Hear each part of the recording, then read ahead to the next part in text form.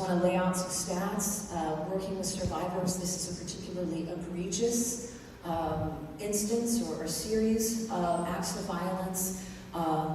Violence or rape as a tool of war started in the late Middle Ages when rape was considered a way to show your manhood. It was considered a common or normal part of the spoils of war, and since that time, literally millions of women have been raped, mostly women, some men. We had a commission after World War II documenting that, the rape of Nanjing, World War II, you name it, in the former Yugoslavia. As you noted, Heidi, it is happening right now. It is happening in Ukraine. It is happening in Haiti, and we're talking about organized, systemic use of rape as a tool of sexual violence, as a tool of war. And the rapes that happened on women on October 7th were a war against their body, and 96% of rape survivors will suffer post-traumatic stress disorder within the first 2 weeks. 51% will have lifelong post-traumatic stress disorder. So we actually do understand that the trauma that happens with rape. We understand it because we understand PTSD of veterans coming back from war. We understand the flashbacks, the sleeplessness. You're going to have issues sleeping tonight because of your tertiary trauma from bearing witness to this, right? Many of you are. We're talking about depression. We know that rates of depression for trauma for those who've experienced rape and sexual assault are 3 times what they are for folks who have not.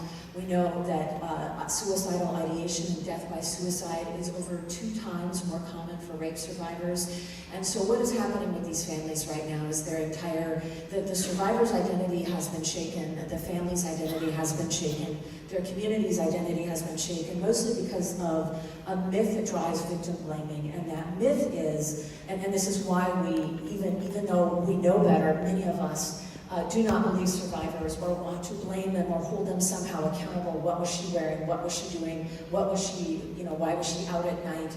We tell this story because to tell the truth, which is that we don't control these acts of criminal violence, right? And that the survivor is not at all responsible for a criminal felonious act against her.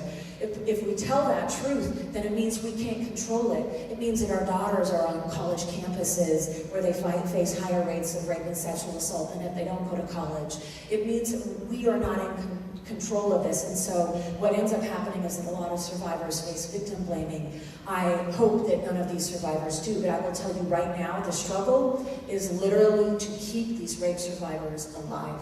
The suicidal ideation and what happens for the next couple of years, it will take all of the family's resources to focus on that survivor. It will take community resources to focus on her. And what happens, and I want to just tie this back into so much of what's been said on the panel, if I may. What happens is that all of these symptoms of trauma are exacerbated when you face something that Jennifer Fried has called institutional betrayal. Meaning that the institutions that are supposed to support you and protect you, whether it's your political institutions or a college campus, when you come forward to report rape or sexual violence, or law enforcement. And I should just say, we live in a culture that normalizes this. 90%, the UN does a survey every year, 90% of people across the globe view women as less than men, subhuman. It is patriarchy, it is misogyny, right? And it means, the hatred of women means that we all, a percentage is actually 91%, it means we all hold that, right? Like, it's men and women alike who are holding up this idea that women are subhuman, which is driving this, right? What happened on October 7th was intersectional. It was the hatred of women, and it was the hatred of Jews. There's no way you could do that to a human body unless you first dehumanize that human body, and so that is what was happening there. And all of these symptoms are amplified when a survivor faces institutional betrayal, meaning the institutions that are supposed to support her do not.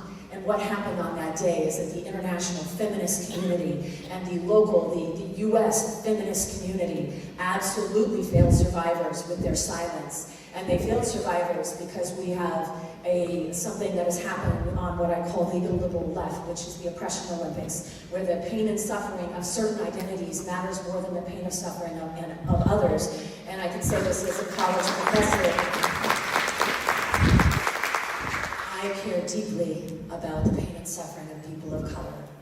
I also care deeply, as hopefully every decent human being in this audience cares about the pain and suffering of women and queer folks and people who face fat phobia and people who face anti-Semitism and Islamophobia. We can't hold these complexities, right?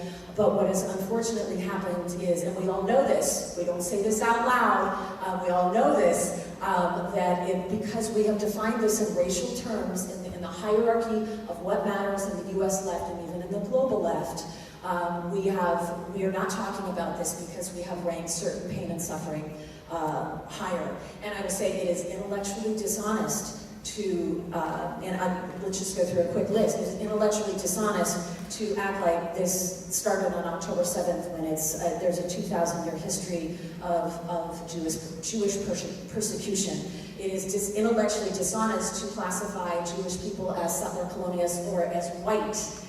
It is simply to take a relatively recent phenomenon of the racial hierarchies in the United States that emerged about 400 years ago, and to take that and to put it on what is happening right now to understand what is happening in the middle. It is simply intellectually dishonest. It is intellectually dishonest to say that you care about the pain and suffering of people and not speak up about what happened on October 7th. It's also intellectually dishonest to not be as equally heartbroken for the children who are dying in Gaza when Hamas, and not being able to separate the people, right, from Hamas, the terrorist organization. It is intellectually dishonest to not have your heart break for those children just the way my heart breaks for the women of October 7th. And I hope that we can all embrace some intellectual honesty. Yes, thank you. I think empathy is so important. And again, it's the antidote to intolerance. So, Soraya, one of the things that we've witnessed is obviously anti-Semitism, Islamophobia, but this attitude of treating women as subhuman. My question to you, with all this violence, on the treatment of women as weapons of war, the anti-Semitism and the Islamophobia, what do you think, how do you think this impacts democracy and the world? Thank you, Daphna. I sat there as I watched the movie with mixed feelings. I was in deep grief, deep anger, and in deep disappointment. Why? Because for 75 years, the lobby of Hamas and the extremists have taken us all for a ride, and we didn't speak up long and hard and strong. And today, the silence of the Muslim communities, not around the US, let's talk about Los Angeles, is deafening, isn't it? Yes. So I was embarrassed. But I remember the words of my father, who would always tell me that we, as a human race, we are either coming from a problem, or we are in a problem, or we are going towards a problem. So let us take heart, and it's so exciting really for me to see every one of us, every one of you here, because those of us who have community, we cannot be victims. And to remember that we have work to do. In that, the question I want all of us to ask is, are we going to go through this, or are we going to grow through this? And today, October 7th has been a defining moment where every one of us, no exceptions, we have to all take a leadership role. We can all do something, and we have to do something. Because as Daphna asked me, anti-Semitism is on the rise. Last week I was speaking on a panel on Jewish-Muslim relationship at the Notre Dame Law School Religious Liberty Initiative. Everybody was talking about religious freedom and liberties internationally. Not one person spoke about the desecration of religious liberties for the Jewish community in the United States of America. And when I did raise that point, so many people came up to me and they thanked me.